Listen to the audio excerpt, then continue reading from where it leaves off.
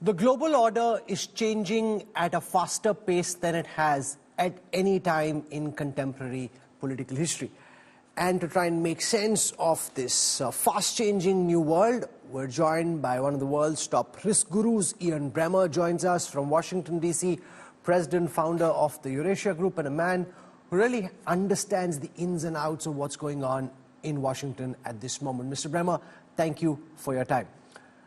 I want to start by asking you about President Trump and India, because Prime Minister Modi and Trump had a bilateral meeting, lots of chatter around how successful that meeting was relative to the last times that President Biden and Modi met Trump.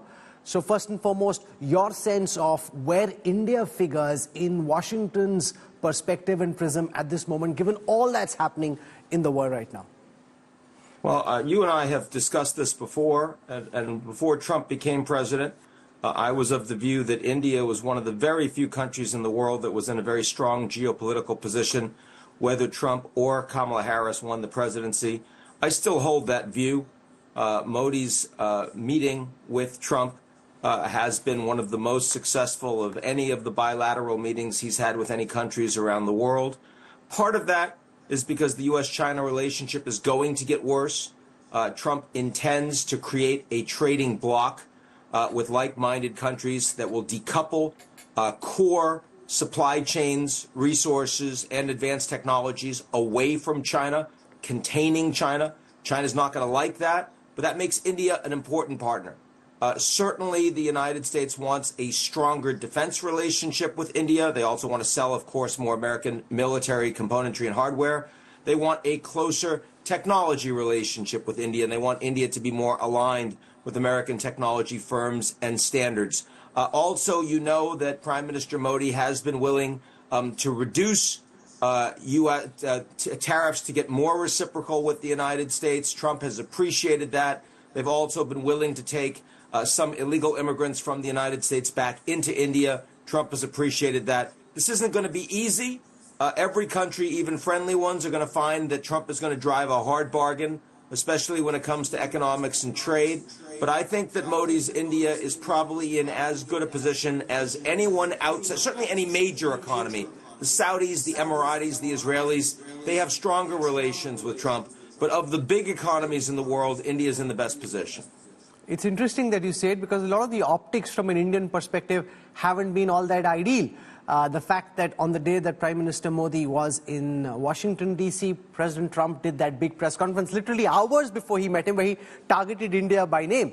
And there was no state dinner, unlike the last time when he went to meet President Biden. And even repeatedly, he seems to be attacking India on the question of trade.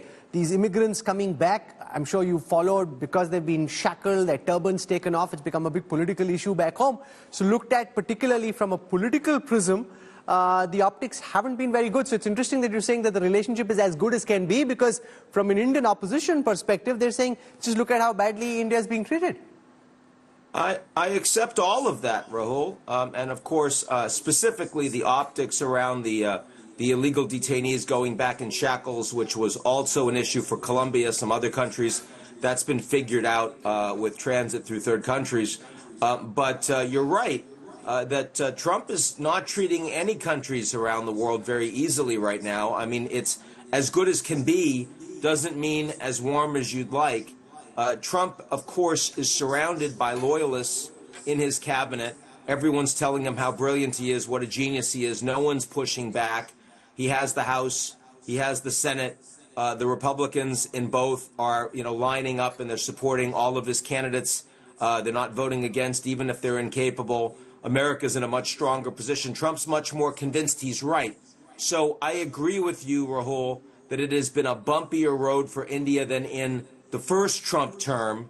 But compared to any other country, you look at Canada or Mexico, you look at the European Union, you look at, certainly China, or smaller countries like Panama and Denmark, which are really taking it in the chin right now. No one would argue that Trump and Modi are best friends. Trump sees Modi as a carrier of right-wing, nationalist, populist sentiment that is part of a Trump wave that he sees, including leaders like Giorgia Meloni from Italy, like Viktor Orban from Hungary, like Javier Milei from Argentina, like Nayib Bukele from El Salvador. And of course, in that regard, India is the largest, the most successful country, both in terms of economic growth and the popularity of its prime minister, that is aligned ideologically with Trump, that, is in a sense a purveyor of Trumpism. And Modi certainly leaned into that when the two men met face to face. But this is a less transactional Trump. It's a more revolutionary Trump.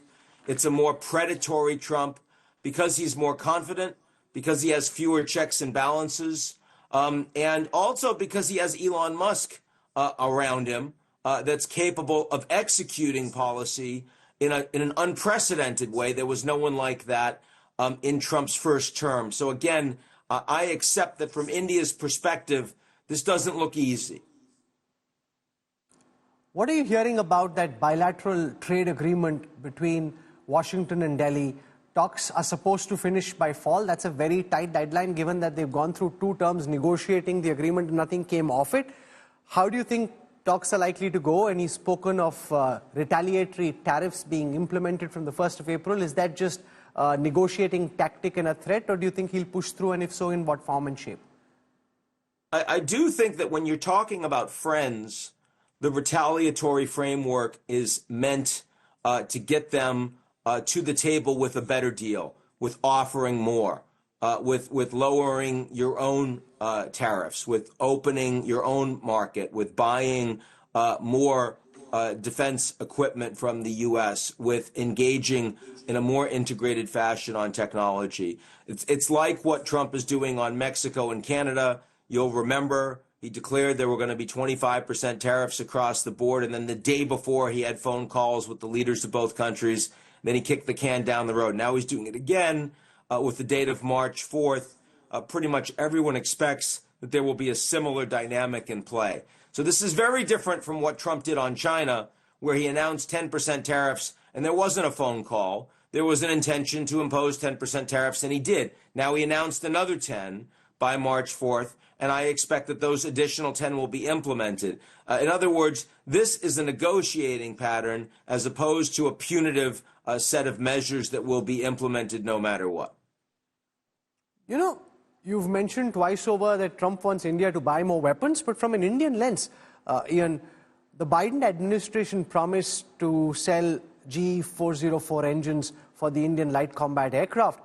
And then the procurement and the delivery of those engines got delayed, so much so that our Air Force now is publicly speaking, very rarely does the Air Chief speak publicly, saying that we don't have the kind of fighter planes we need because it's all got held up. So a lot of Indians, including me, would be very, very unsuspicious of America delivering on its promises on weapons. And we've seen that between Biden and Trump, if things can change so dramatically, how can a country like India trust the United States to come through on its promises on sophisticated technology and weapons? Yeah, I would say, trust is fine, but verification is required.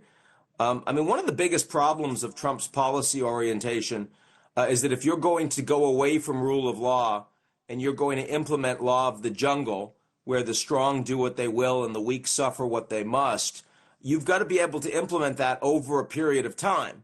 The reason why that policy has worked for China is because the Chinese Communist Party has been in power for generations, because Xi Jinping is a leader for life, because if Xi says something domestically, it goes through.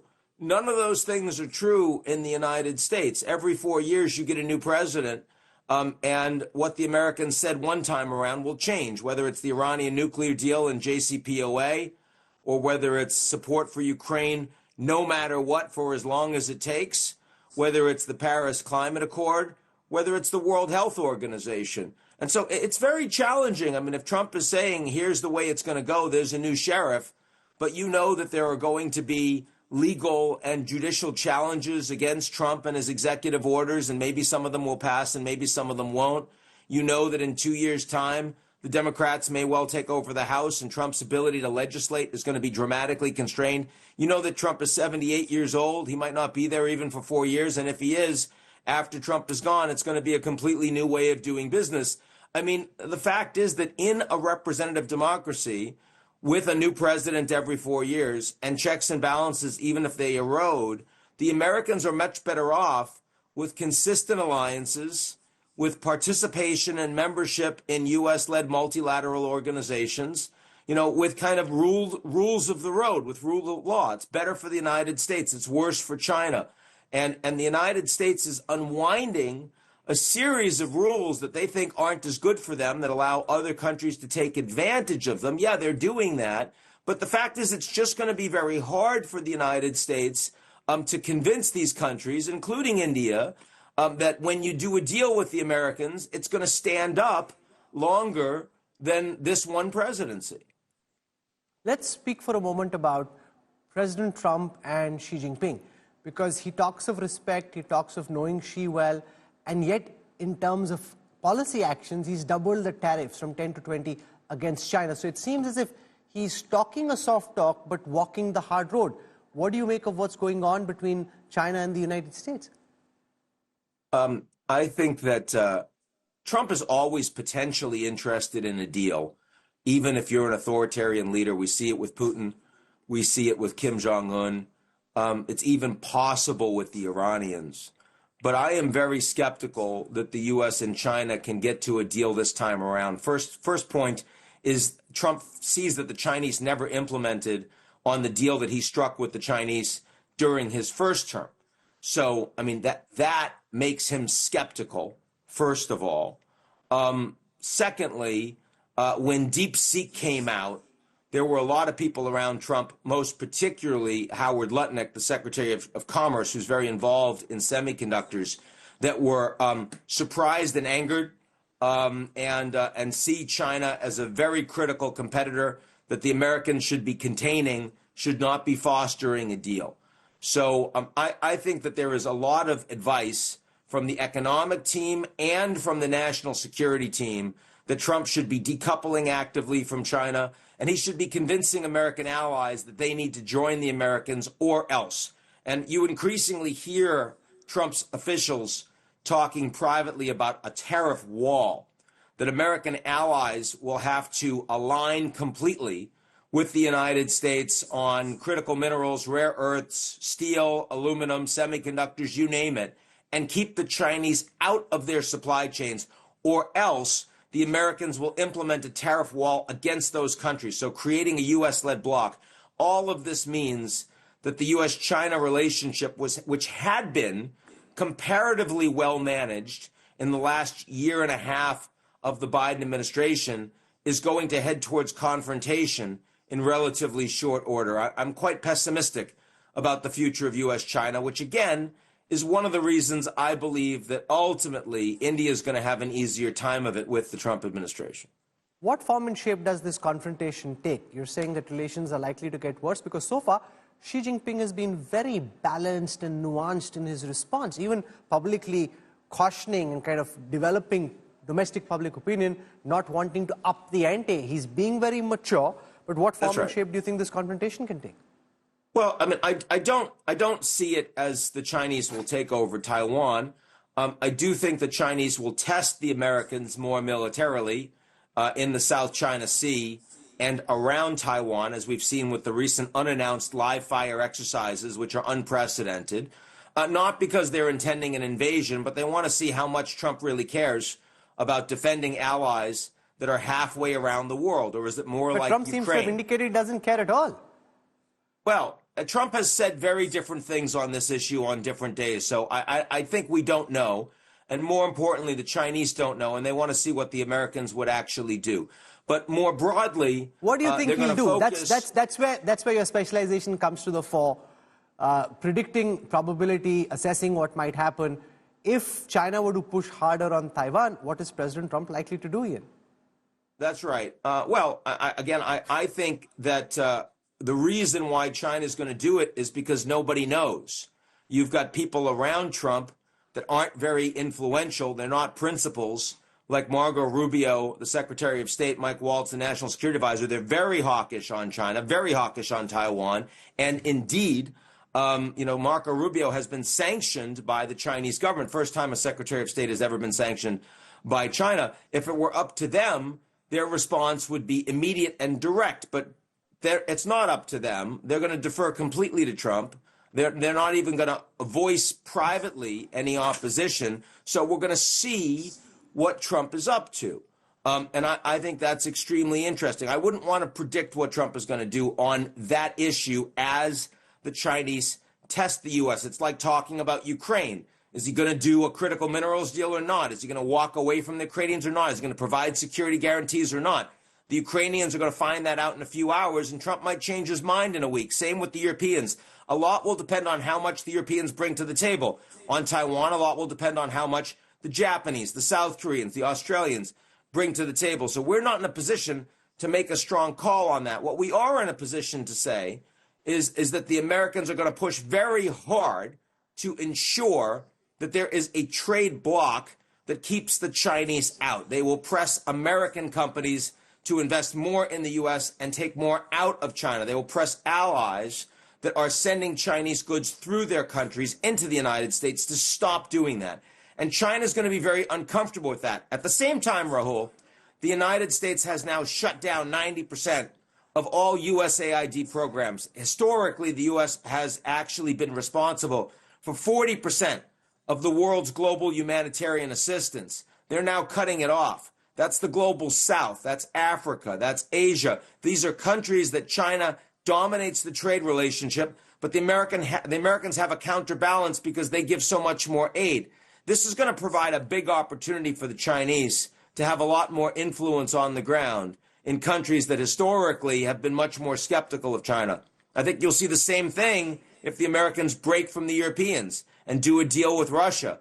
I mean, the Americans are hoping that they can get the Russians away from China. That's not going to work, but they might push the Europeans more towards China. So China's response to the United States should not just be perceived as an increasing tit for tat in escalation with the Americans. It should also be perceived as the Chinese assertively looking to insert themselves into a vacuum geopolitically that is being left by American unilateralism and lack of interest in maintaining a leadership role that they had played over the past decades. You're speaking of a tariff wall that Trump wants to impose. That has consequences for American consumers as well. We're already seeing consumer sentiment in the United States slide.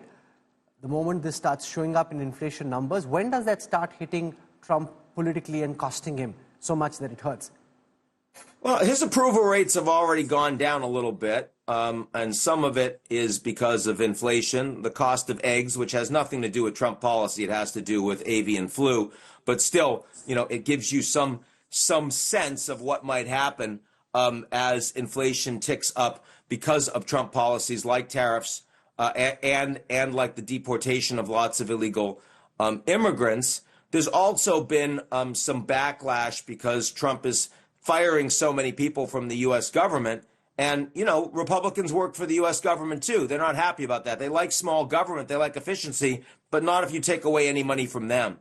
But I think because Trump is surrounded by an economic team that is not going to give him any bad news. They just tell him how brilliant he is, no matter what. And they're much weaker. Howard Lutnick is the strongest of that group in terms of personal access to Trump and friendship, but he's a hype man. He's not someone who's going to sit down and tell Trump, look, here's how you need to change this policy to be successful. He's not Robert Lighthizer, who had that position of influence in the first term. He's not Jared Kushner, certainly. He's not Steve Mnuchin. So it's a much weaker team, and Trump is much more convinced that he's right. So I don't think, and of course he's not going to run again.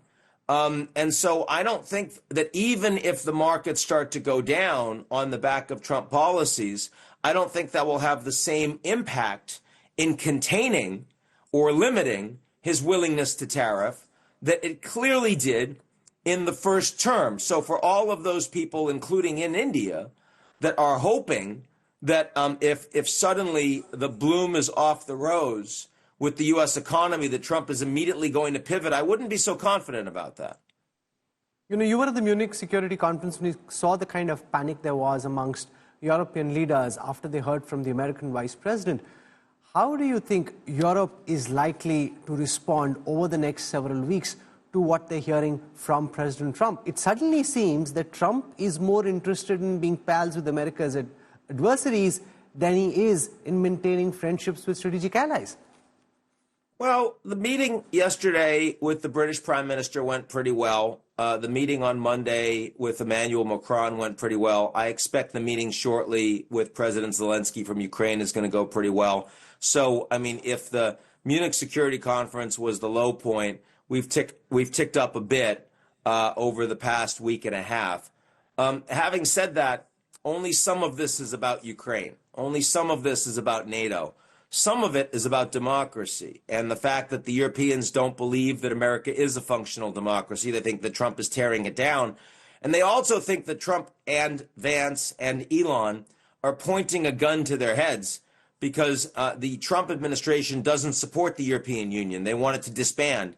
They want leaders like the AfD, the Alternatives for Deutschland. They want the Reform Party in Britain. They want the National Rally Party in France. They want those parties to win. They think that the Europeans are one electoral cycle behind the United States in electing populist, nationalist, Eurosceptic parties that will unwind the EU and be supportive of Trump. And if you're the Europeans, you see that as directly adversarial. You see the Russians as having a gun to your head in terms of national security, and you have the Americans with a gun to your head in terms of democracy and rule of law. And that means that the Europeans have to do a lot more to ensure that they can defend themselves and act independently. The real question, they take it seriously, but can they do enough? Can they spend enough? Can they defend themselves? Are they willing to, put regulations that are serious on, for example, Twitter X and other American social media? What are they willing to do? And here, the Europeans, of course, are divided. They're weak. They're economically very fiscally constrained. So I'm skeptical that they're going to be in a position to do very much. And so it might well be that the most important legacy of Trump geopolitically is not a rapprochement with Russia. It might be the destruction of the European Union. If we look ahead to 2028, 2029, that might well be Trump's longest geopolitical legacy. What's going on between Trump and Vladimir Putin? Many Democrat leaders are convinced that Vladimir Putin has something on Trump which makes Trump dance to his tunes. Now that sounds outlandish and quite difficult to believe, but in the manner in which Trump turned turtle on Ukraine, completely changing America's position from being the strongest supporter to voting against Ukraine in the United Nations, how do you reconcile what Trump has been doing with Vladimir Putin, whom he's treating like a dear friend and potential ally? Well, Trump wants to end the war. And you'll remember that at the end of Trump's first term with Afghanistan, he wanted to end the war. He did a deal with the Taliban where he made a lot of concessions to them, an enemy of the U.S. that no other American president would have made. And he made those concessions over the heads of American allies in Europe, in Eurasia, and in the Middle East that had been fighting side by side with the Americans for 20 years in Afghanistan. Trump didn't care, wasn't interested in coordinating. Now, of course, the stakes are a lot higher with Russia and with Europe and with Ukraine than they were in the war in Afghanistan. But I think you will find that Trump's general orientation towards that negotiation was actually very analogous. So that it shouldn't surprise us. Also, Trump understands that individual European leaders don't like him, don't respect him, laugh about him behind his back. He really can't stand that. He remembers when he met with Putin, in his first term, Putin was someone that was willing to treat him, with greater respect. And maybe that shouldn't matter as an American president who's most importantly supposed to be representing the long-term national interests of the American people. But Trump, who has an enormous ego, and really holds a grudge if you treat him badly. Think about how he responded to Obama at the White House Correspondents' Dinner, and he's never forgotten that. I think that matters.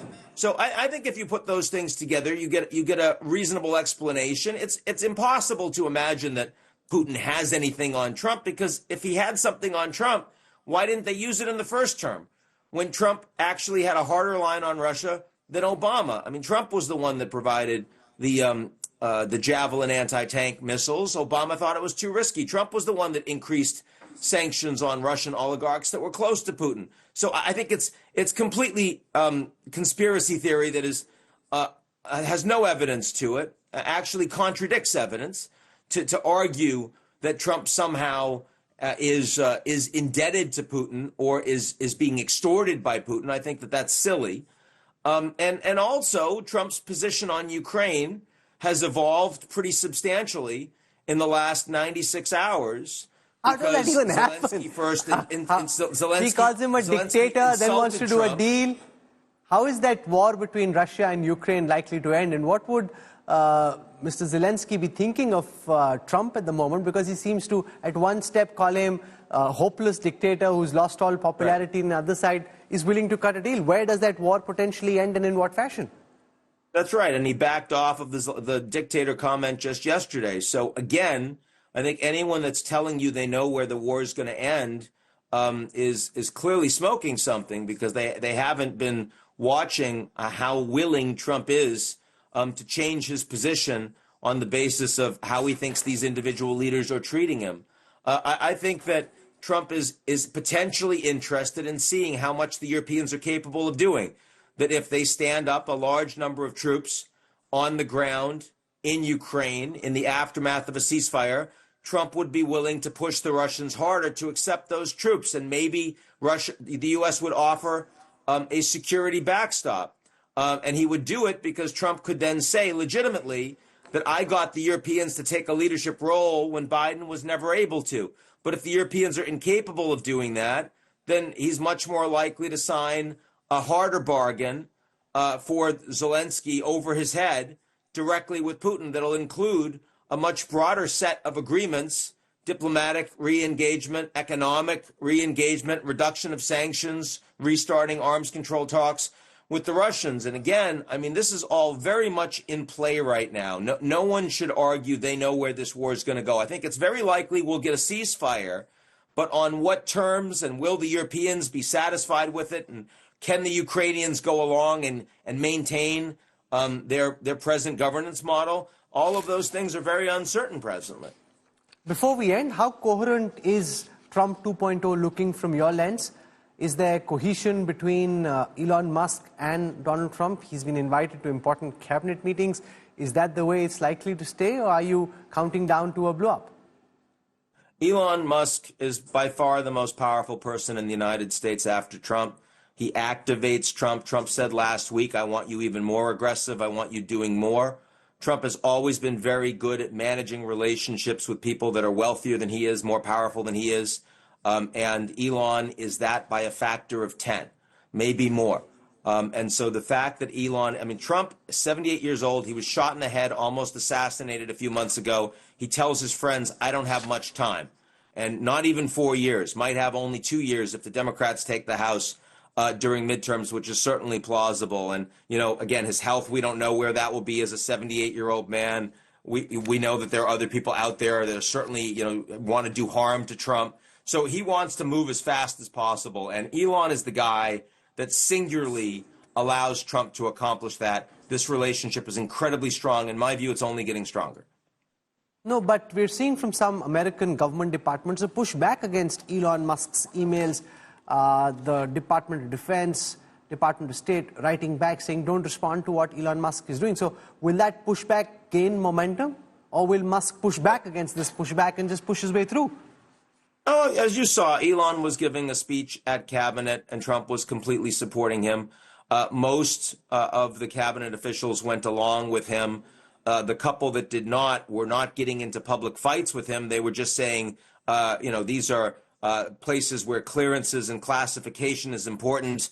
They wanted to ensure that you didn't have employees that were responding to Elon and suddenly taking classified material and making it exposed not only to somebody that doesn't necessarily have the right to use those clearances in other ways, and also potentially exposing that information to being collected by adversaries like Russia and China. You will continue to see internal pushback because Elon is powerful, he has access, he's moving fast and breaking things, which works in Silicon Valley, does not work in the U.S. government. But Trump is completely aligned with it. So the pushback you are talking about, not 1% of that is coming from Trump himself, and he is the only voice that matters here. You know, some of your answers have felt like I was watching an episode of Saturday Night Live, but this is very, very serious and far from being any laughing matter. Hang tight. Absolutely. Does it feel surreal? Does it feel like you're living in some ways in a fiction novel which is playing itself out? A geopolitical No. fiction Truth novel? has always been stranger than fiction, my friend. You know, the fact is this is deadly serious for Americans and for people all over the world, and I consider it an obligation to do everything I can to be on top of this as it's changing in world-changing ways every day, and trying to make sure that people have the best understanding of that they possibly can. We in India are only watching from the sidelines. You, Ian, are right in the middle of what's happening, the law of the jungle taking over. Hang tight, stay strong. For joining us, thank you very much. Good to see you, Ro.